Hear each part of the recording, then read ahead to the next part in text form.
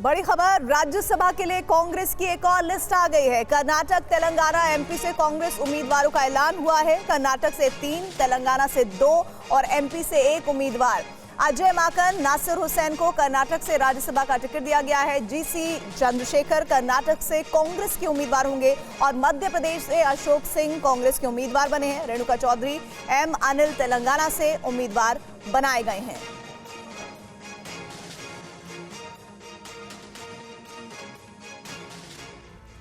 और इससे पहले पूर्व कांग्रेस अध्यक्ष सोनिया गांधी ने राजस्थान से राज्यसभा के लिए नामांकन दाखिल किया। सोनिया गांधी के 25 साल के संसदीय सफर ने बुधवार को नया मोड़ ले लिया। ऐसा पहली बार हुआ है जब गांधी परिवार से कोई सदस्य राज्यसभा जा रहा हो। उनके नामांकन के दौरान राहुल और प्रियंका गांधी भी मौजूद थी। सोनिया गांधी के जयपुर पहुंचने के बाद कांग्रेस की ओर से राज्यसभा नामांकन के लिए 4 नामों की घोषणा की गई। इनमें राजस्थान से सोनिया गांधी, हिमाचल प्रदेश से अभिषेक मनु सिंघवी, बिहार से अखिलेश प्रसाद सिंह और महाराष्ट्र से चंद्रकांत हंडोरे का नाम शामिल है। सोनिया गांधी पूर्व प्रधानमंत्री डॉक्टर मनमोहन सिंह की खाली हो रही सीट से राज्यसभा जाएंगी। कांग्रेस पार्टी की रीति नीति के अंतर्गत इसका किसी का क्या उपयोग हो सकता है, उस दृष्टि से ये निर्णय किया गया। सब वर्कर्स को पता है कि जो उनने त्याग करा, आज त्याग देने के बाद आज उनने यहाँ पर फॉर्म भरा है, तो नेचुरली हमारे वर्कर्स बहुत खुश हैं। हमारे वर्कर्स में एक नया संचार होगा और इससे हमारे को लोकसभा में जीतने में हमें आसानी और होगी। सबसे बड़ा मैसेज कांग्रेस देना चाहती है कि राजस्थान में सोनिया गांधी को भेजकर कि यहाँ की जो राजनीति है उसको एक रख सके। सोनिया गांधी के राज्यसभा जाने की खबर के साथ उनकी रायबरेली सीट को लेकर सवाल खड़े हो गए हैं। प्रियंका गांधी को उनका स्वाभाविक उत्तराधिकारी माना जा रहा है। राज्यसभा उम्मीदवारी को लेकर बीजेपी की तरफ से भी जानकारियां ये है कि गुजरात से राज्यसभा जाएंगे जेपी नड्डा। अशोक चौहान को महाराष्ट्र से मौका मिला है और बीजेपी ने आज राज्यसभा की 2 लिस्ट जारी की हैं। राज्यसभा के लिए बीजेपी की तरफ से 2 लिस्ट जारी की गई हैं। मध्य प्रदेश, ओडिशा के साथ साथ महाराष्ट्र से भी 3 नामों का ऐलान किया गया है। रेल मंत्री अश्विनी वैष्णव को ओडिशा से रिपीट किया गया है। हालांकि कहा जा रहा है कि अश्विनी वैष्णव लोकसभा चुनाव लड़ना चाहते थे। तमिलनाडु से एल मुरुगन को एक बार फिर से राज्यसभा उम्मीदवार बनाया गया है। हालांकि मुरुगन को लेकर भी ये कहा जा रहा है कि वो तमिलनाडु की नीलगिरी लोकसभा सीट से चुनाव लड़ना चाहते थे। राजमणि पटेल, अजय प्रताप सिंह, कैलाश सोनी को भी बीजेपी ने रिपीट नहीं किया है। ये सभी मध्य प्रदेश से राज्यसभा सांसद थे। राज्यसभा के लिए मध्य प्रदेश से उमेश नाथ महाराज, माया नारोलिया और बंशीलाल गुर्जर उम्मीदवार बनाए गए हैं। वहीं अगर बात महाराष्ट्र की करें तो कांग्रेस छोड़कर बीजेपी में आए अशोक चौहान को बीजेपी ने राज्यसभा भेजने का फैसला किया है। अशोक चौहान के साथ साथ मेघा कुलकर्णी और अजीत गोपछड़े को भी उम्मीदवार बनाया गया है। और मिलिंद देवड़ा भी राज्यसभा जाएंगे। शिवसेना शिंदे गुट से देवड़ा को मौका, कल नामांकन भरेंगे मिलिंद देवड़ा। और मिलिंद देवड़ा भी राज्यसभा जाएंगे। शिवसेना शिंदे गुट से देवड़ा को मौका, कल नामांकन भरेंगे मिलिंद देवड़ा।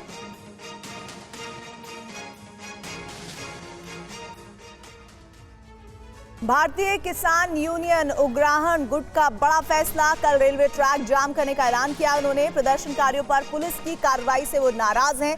पंजाब का सबसे बड़ा किसान यूनियन है ये, और इसने अब ये तय कर लिया है कि कल रेलवे ट्रैक जाम करेंगे और इस बात का ऐलान उनकी तरफ से किया गया है। प्रदर्शनकारियों पर जो पुलिस कार्रवाई हुई है उससे वो नाखुश है।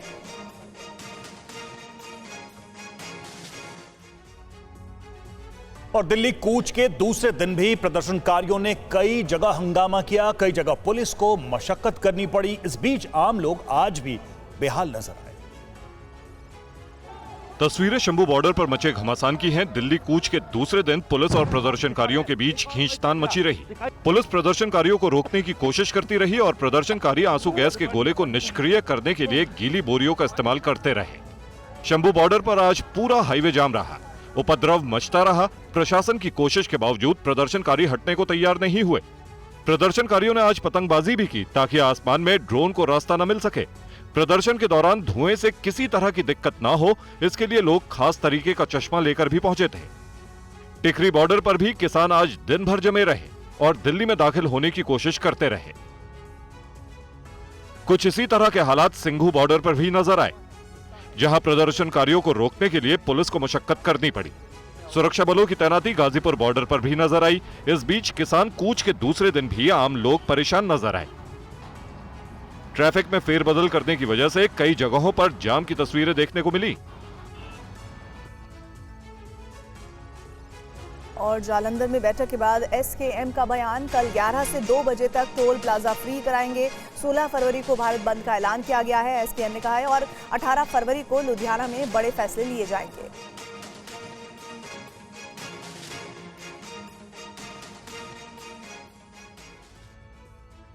और किसानों के आंदोलन की वजह से इंटरनेट सेवा बंद है और इसके चलते लोगों को परेशानी का सामना करना पड़ रहा है।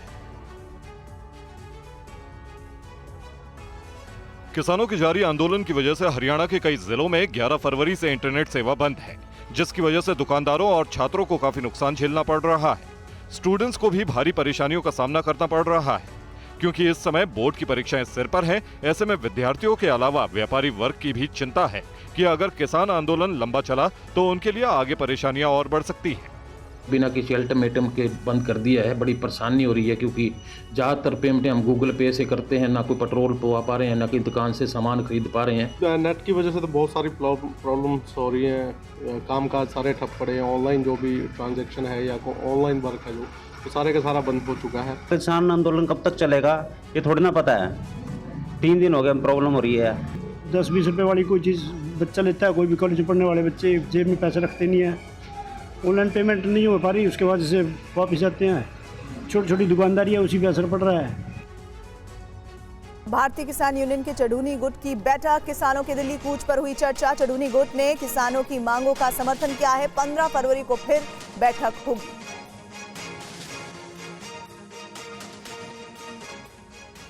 दिल्ली हरियाणा बॉर्डर पर सड़कों पर लगे बड़े बोर्ड उतारे जा रहे हैं। पुलिस किसी भी अनहोनी से पहले ही तैयारी कर रही है। और आप देख सकते हैं कि कितना बड़ा ये बोर्ड था। इसको गैस कटर से काट कर और उसके बाद इतने बड़े क्रेन से इस बोर्ड को यहाँ पर उतारा गया है। सिंघू बॉर्डर पर ये बोर्ड लगे हुए थे, दिल्ली हरियाणा के बॉर्डर पर। और ये हम अभी दिल्ली की तरफ से हैं और अब आपको हरियाणा की तरफ से भी दिखाएंगे कि कितना बड़ा ये बोर्ड है, जिसको अभी गैस कटर से काट के यहाँ से उतार दिया गया है, ताकि जब कार्रवाई दिल्ली पुलिस करे तो उसको किसी भी तरह की दिक्कत ना आए। क्योंकि जब भीड़ यहाँ पर पहुँचेगी, उग्र भीड़, उसको नियंत्रित करने के लिए पुलिस जब बल का प्रयोग करेगी तो उसमें आंसू गैस के गोले और रबर बुलेट्स का भी इस्तेमाल किया जाएगा और वो इसमें टकराकर रुक सकते थे। इसलिए इस बोर्ड को अब यहाँ से हटाया जा रहा है। तो ये सिंघू बॉर्डर से हम आपको तस्वीरें दिखा रहे हैं और इसको हटाने में खासी मशक्कत भी यहाँ पर करनी पड़ी। आप देख सकते हैं कि दिल्ली में आपका स्वागत है पहले लिखा गया था, लेकिन चूंकि प्रदर्शनकारियों का दिल्ली में स्वागत बिल्कुल नहीं है और सुरक्षा में भी और कार्रवाई में भी ये एक अवरोध बन सकता था, इस लिहाज से अब इस बोर्ड को यहाँ से हटा दिया गया है। कृषि मंत्री अर्जुन मुंडा ने प्रदर्शनकारियों को लेकर बयान दिया है। हमें किसान की चिंता है, समाधान निकाल रहे हैं। उन्होंने कहा कि प्रशासनिक फैसले तुरंत लेने को तैयार हैं। कानून बनाने के लिए और समय चाहिए। कानून बनाने में जल्दबाजी नहीं कर सकते। बातचीत के माध्यम से समाधान ढूंढे और उसमें सरकार पूरी तरीके से तत्पर है, प्रतिबद्ध है। अन्यथा आगे कैसे हम यह सुनिश्चित करें एक और लघु समूह बनाए, उसको कमेटी का नाम न दे, एक समूह जिसमें एज ए किसान संगठन आप एक्सपर्ट के रूप में आप अपनी पक्ष को रखें, बातों को रखें। और राहुल गांधी ने इंडिया फ्रंट की सरकार बनने पर किसानों के लिए एमएसपी कानून लाने की गारंटी दी है। अब एक पुराना पत्र सामने आया है जिसमें कांग्रेस ने इसका विरोध किया था। प्रदर्शनकारी दिल्ली में दाखिल होने के लिए डटे हैं। कांग्रेस न सिर्फ इनके समर्थन में है, बल्कि राहुल गांधी ने किसानों से एमएसपी कानून लाने का वादा भी कर दिया है। राहुल गांधी के वादे के बाद प्रदर्शनकारियों का मनोबल लगातार बढ़ता दिख रहा है। लेकिन एमएसपी को लेकर कांग्रेस का क्या स्टैंड रहा है, इससे जुड़ा एक पत्र सामने आया है, जिससे जाहिर हो रहा है कि यूपीए सरकार ने साल 2010 में ही एमएस स्वामीनाथन की अध्यक्षता में गठित राष्ट्रीय किसान आयोग की सिफारिशों को खारिज कर दिया था। बीजेपी नेता प्रकाश जावड़ेकर के एमएसपी को लेकर 2010 में राज्यसभा में पूछे गए सवाल के जवाब में यूपीए सरकार के तत्कालीन केंद्रीय मंत्री केवी थॉमस ने इससे जुड़ा जवाब दिया था। राज्यसभा में केवी थॉमस ने अपने जवाब में कहा कि स्वामीनाथन आयोग ने औसत उत्पादन लागत से 50% अधिक एमएसपी होने की सिफारिश की थी। कांग्रेस का मानना था कि लागत पर 50% की वृद्धि निर्धारित करने से बाजार की हालत बिगड़ सकती है। कांग्रेस ने एमएसपी पर बीजेपी के आरोपों को बेबुनियाद बताया। पावन खेड़ा ने कहा कि स्वामीनाथन कमीशन की 2001 सिफारिशों में से यूपी 175 सिफारिशें लागू कर चुका है। पहली मीटिंग 14 अक्टूबर 2009 को हुई, जिसमें 201 रिकमेंडेशंस सिफारिशें लागू होने की अनुशंसा की गई। दूसरी मीटिंग जून 3, 2010 को हुई। 42 रिकमेंडेशंस तब तक लागू की जा चुकी थी, 159 रिकमेंडेशंस पेंडिंग थी। तीसरी मीटिंग जून 2012 में हुई, 152 रिकमेंडेशंस सिफारिशें स्वामीनाथन कमीशन की तब तक लागू हो चुकी थी, 49 पेंडिंग थी। और चौथी और पांचवी मीटिंग जो हुई सितंबर 2013 और जनवरी 2014 में हुई, 25 और लागू हो गई। देखिए, पूरा ब्रेकअप दे रहा हूं, तारीखों के साथ दे रहा हूं। और ये चुनौती है भारतीय जनता पार्टी को, जो बार बार कहती है स्वामीनाथन कमीशन की रिपोर्ट्स हमने लागू नहीं की, सिफारिशें हमने लागू नहीं की। हम बता रहे हैं कितनी लागू की।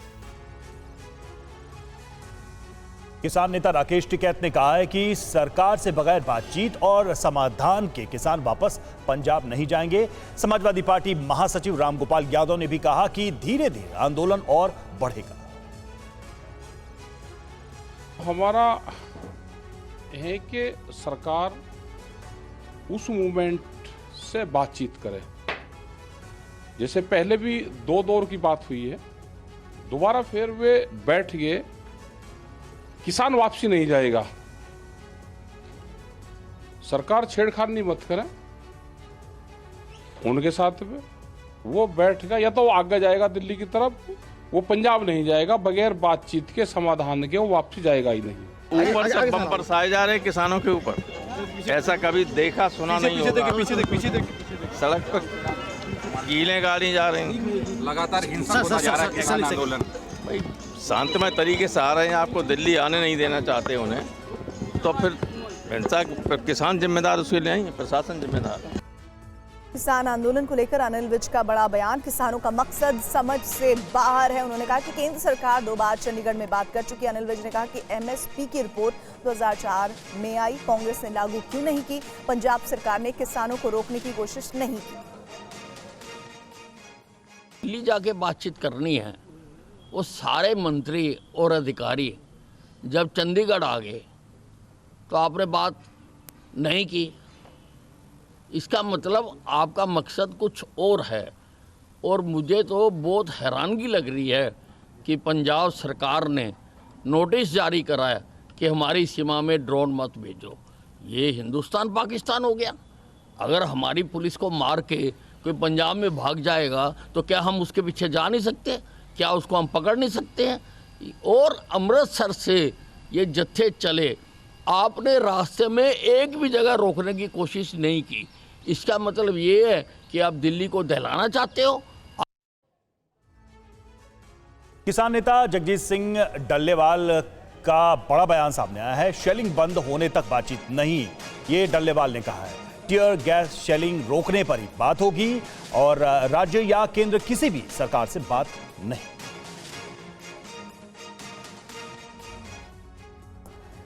और इधर पश्चिम बंगाल में पुलिस और बीजेपी कार्यकर्ताओं के बीच झड़प के बाद पुलिस ने जमकर लाठियां भांजी हैं। इसमें बीजेपी प्रदेश अध्यक्ष सुकांत मजूमदार घायल हो गए। पश्चिम बंगाल के संदेशखाली हिंसा के विरोध में बीजेपी ने नॉर्थ 24 परगना के बशीरहाट में एसपी दफ्तर के बाहर धरना प्रदर्शन किया। इस दौरान बीजेपी प्रदेश अध्यक्ष सुकांत मजूमदार की पुलिस से झड़प हो गई। बताया जाता है कि प्रदर्शन के दौरान बीजेपी कार्यकर्ताओं ने बैरिकेडिंग तोड़ दी। पुलिस ने जब रोकने की कोशिश की तो दोनों पक्षों में धक्का मुक्की शुरू हो गई। इस झड़प में सुकांत मजूमदार भी घायल हो गए। घायल मजूमदार को अस्पताल ले जाया गया है। बीजेपी कार्यकर्ताओं का कहना है कि पुलिस ने समर्थकों को खदेड़ा और जमकर लाठियां भाजी, साथ ही पानी की बौछार की। संदेशखाली की घटना पर कोलकाता हाईकोर्ट के संज्ञान लिए जाने को बीजेपी ने सीएम ममता बनर्जी पर बड़ा प्रहार बताया है। इससे ज्यादा लॉलेसनेस, अराजकता, गुंडा राज क्या हो सकता है? जहां हमारे देश की बेटियां, हमारी बहनें सुरक्षित ना हो और मुख्यमंत्री महिला होने के बावजूद रेपिस्ट के साथ खड़ी हो, बलात्कारियों के साथ खड़ी हो।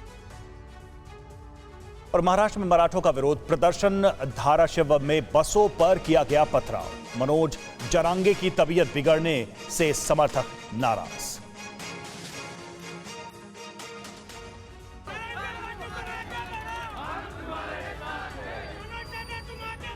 मनोज जारंगी की तबीयत बिगड़ने के बाद उनके समर्थकों ने जमकर बवाल काटा है। धाराशिव जिले में बसों पर पथराव किया गया। कलम तहसील में भी उग्र प्रदर्शन किया।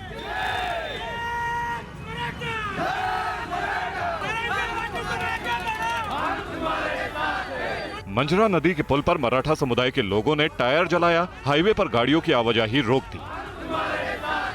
दरअसल मराठा आरक्षण की मांग कर रहे मनोज जरांगे के अनशन का आज 5वां दिन है। मनोज जरांगे ने 10 फरवरी को अपना विरोध दोबारा शुरू किया था। इस बीच जरांगे की तबीयत पिछले 5 दिनों में काफी खराब हो गई है, क्योंकि उन्होंने भोजन और पानी पीने से भी मना कर दिया है।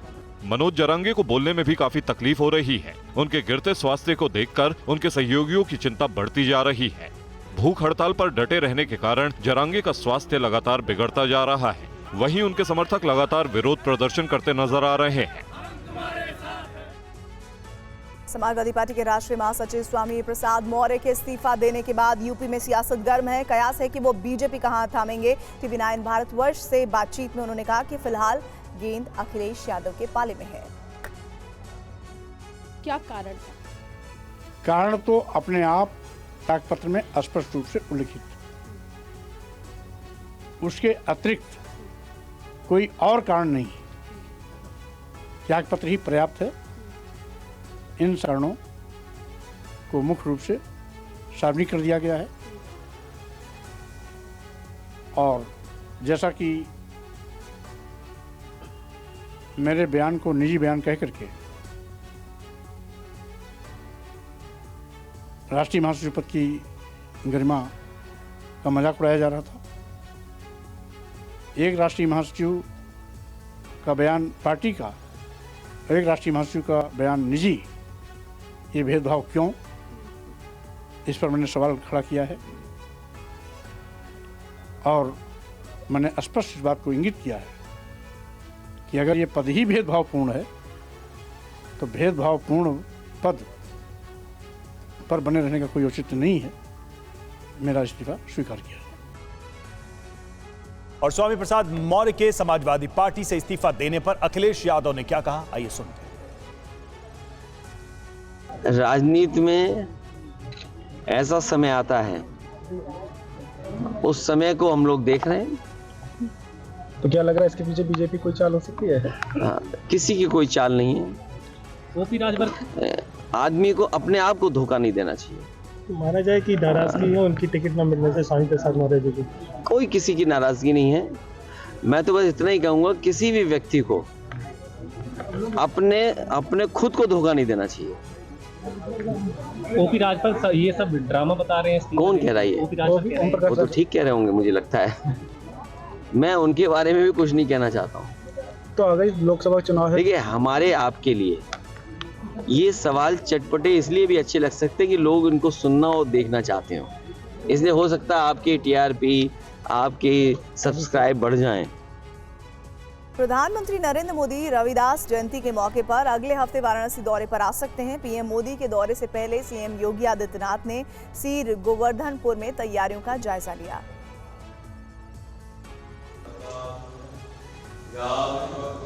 22 फरवरी को संत शिरोमणि रविदास की जयंती है। इस मौके पर पीएम मोदी वाराणसी पहुंच सकते हैं। इससे पहले तैयारियों का जायजा लेने सीएम योगी आदित्यनाथ संत रविदास मंदिर पहुंचे, फूलमाला अर्पित की और शीश भी नवाया। दरअसल योगी रविदास जयंती के मौके पर प्रधानमंत्री नरेंद्र मोदी के संभावित दौरे की तैयारियों का जायजा लेने पहुंचे थे। आपको बता दें कि प्रधानमंत्री ने 2019 में यहां कई विकास के काम शुरू किए थे। पीएम मोदी की ओर से शुरू किए गए प्रोजेक्ट का काम अंतिम चरण में है। प्रधानमंत्री नरेंद्र मोदी, मुख्यमंत्री योगी आदित्यनाथ और राज्यपाल आनंदीबेन 23 या 24 फरवरी को जयंती के अवसर पर आ सकते हैं। इसके बारे में मंदिर प्रबंधन ने कहा कि अभी दिन और समय की जानकारी नहीं है। माना जा रहा है कि प्रधानमंत्री रविदास मंदिर पहुंचकर मत्था भी टेकेंगे। जयंती समारोह में देश विदेश के लाखों लोग पहुंच सकते हैं। तैयारी को अंतिम रूप देने के लिए आज सेवादारों का पहला जत्था पहुंच रहा है। श्रद्धालुओं के लिए 21 फरवरी से 27 फरवरी तक लंगर की व्यवस्था के लिए पंजाब, हरियाणा से खाद्यान्न पहुंचने लगे हैं। विदेश से लौटने के बाद पीएम मोदी 16 फरवरी को हरियाणा के रेवाड़ी पहुंचेंगे। इस कार्यक्रम को विकसित भारत, विकसित हरियाणा नाम दिया गया है। प्रधानमंत्री मोदी के रेवाड़ी दौरे को लेकर जोर शोर से तैयारियां की जा रही हैं। रेवाड़ी में 16 फरवरी को एम्स की आधारशिला रखने आ रहे प्रधानमंत्री नरेंद्र मोदी की रैली को ऐतिहासिक बनाने के लिए भारतीय जनता पार्टी के पदाधिकारी और कार्यकर्ता जुट गए हैं। प्रधानमंत्री की रैली में 4 जिलों गुरुग्राम, रेवाड़ी, नूंह और महेंद्रगढ़ से बीजेपी ने 1 लाख लोगों के पहुंचने का लक्ष्य रखा है। प्रधानमंत्री की रैली को लेकर हरियाणा के सीएम मनोहर लाल खट्टर ने एक बैठक बुलाई है। बीजेपी नेताओं का कहना है कि पार्टी 2013 का इतिहास दोहराने जा रही है। 2013 में नरेंद्र मोदी को पीएम पद का उम्मीदवार घोषित करने के बाद पीएम मोदी ने पहली चुनावी रैली रेवाड़ी में ही की थी। 16 तारीख को देश के यशस्वी प्रधानमंत्री 22 एम्स का शिलान्यास करने यहाँ माजरा बाल्की में आ रहे हैं, तो उसकी तैयारियां चल रही। हल्के में बहुत जोश है लोगों में, क्योंकि बहुत पुरानी हमारी मांग थी और वो अब पूरे होने जा रही है, तो लोग भी बड़े उत्साहित हैं और लोगों में ये जोश है कि हम देश के प्रधानमंत्री जी को नज़दीक से देख सकें। तो सब में होड़ लगी हुई है कि हम आगे बैठे, हम आगे। इस रैली को विकसित भारत, विकसित हरियाणा नाम दिया गया है। और इधर मथुरा में आज से होली की शुरुआत हो गई है। बांके बिहारी मंदिर में भक्त बसंत पंचमी के मौके पर अबीर गुलाल से सराबोर होते दिखे। ब्रज में उड़ने लगे हैं रंग गुलाल। कान्हा की नगरी में होली की धूम मचने लगी है। मथुरा की हवा में माघ श्री पंचमी के दिन से ही होली की शुरुआत हो जाती है। आज से 40 दिनों तक होली मस्ती लोगों के सिर चढ़कर बोलेगी। इसकी शुरुआत आज बांके बिहारी मंदिर में देखी गई। ठाकुर जी की आरती के बाद दर्शन के लिए पहुंचे भक्तों पर रंगों की बरसात की गई। वसंत पंचमी पर आज ठाकुर जी को वसंती पोशाक पहनाई गई। श्रृंगार आरती के बाद भक्तों पर प्रसाद रूपी गुलाल भी उड़ाए गए। ये गुलाल भर नहीं बल्कि बांके बिहारी मंदिर में ठाकुर जी के प्रेम की बारिश है। आशीर्वाद रूपी अबीर गुलाल मिलने के बाद भक्त काफी खुश दिखे। भक्ति और प्रेम का अनूठा संगम बांके बिहारी मंदिर में देखने को मिल रहा है। बांके बिहारी मंदिर के साथ साथ राधा वल्लभ और निधिवन मंदिर में भी होली शुरू हो गई है। राधा रमन रसिया की गूंज गलियां हरियारों के रंगने लगी है। मुझे बहुत अच्छा, यहाँ पे हम लोग रात भर सोए नहीं है जब यहाँ पे आ रहे थे, बट यहाँ आते इतनी सब नींद, सब भूख, सब कुछ चले गए। इतना खुशी, इतना पॉजिटिविटी कहीं नहीं मिलता।